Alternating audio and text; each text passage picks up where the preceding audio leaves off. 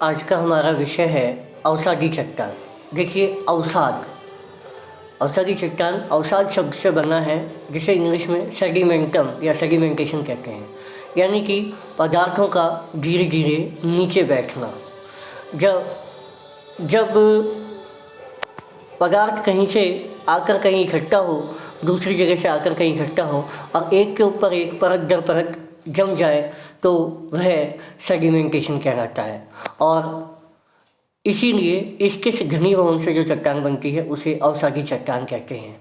अवसादी चट्टान में परतें पाई जाती हैं, संधियाँ होती हैं, जोड़ होते हैं, इनमें रवे नहीं पाए जाते हैं, इनमें छिद्र होते हैं, पोरस होती है ये, और इसलिए इनमें पानी भी आसानी से प्रवेश कर जाता है और इनमें मोड़ भी पड़ जाते हैं। और जो हिमालय जैसी मोड़दार चट्टानें हैं वो भी इसी कारण अवसादी चट्टानों का उदाहरण कही जाती है।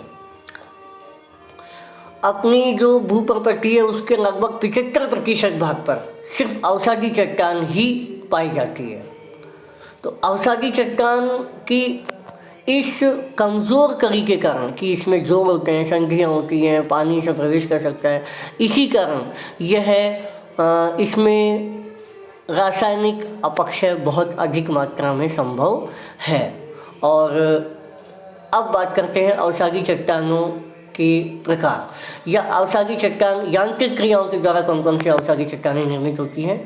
पवन द्वारा या अवसादी चट्टान निर्मित होती है। जैसे कि पवन एक जगह से दूसरी जगह बहती है तो अपने साथ वहाँ की मिट्टी को उठा करके दूसरी जगह ले जाती है और इससे जो चट्टान बनती है उसे हम लोयस कहते हैं।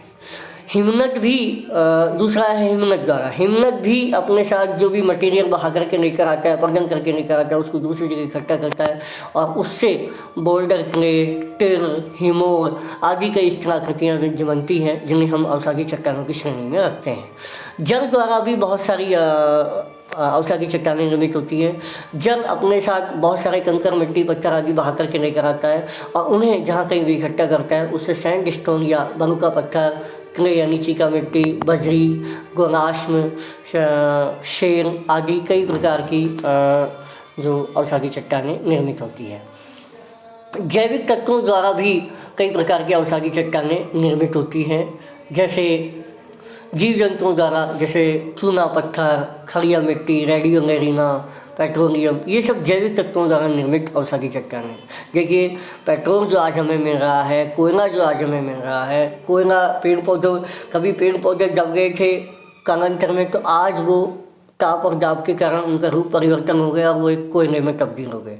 उसी प्रकार कभी जीव जंतु या प्राचीन सभ्यताएं हैं वो कहीं नीचे दब गई तो उनके ताप और दाब में परिवर्तन से आज पेट्रोल और चूना पत्थर, रेडियम एरिना जैसे जो अवसादी चट्टान है वो आज हमें देखने को मिल रही है। तो इस प्रकार ये सभी जैविक तत्वों द्वारा निर्मित अवसादी चट्टानें हैं।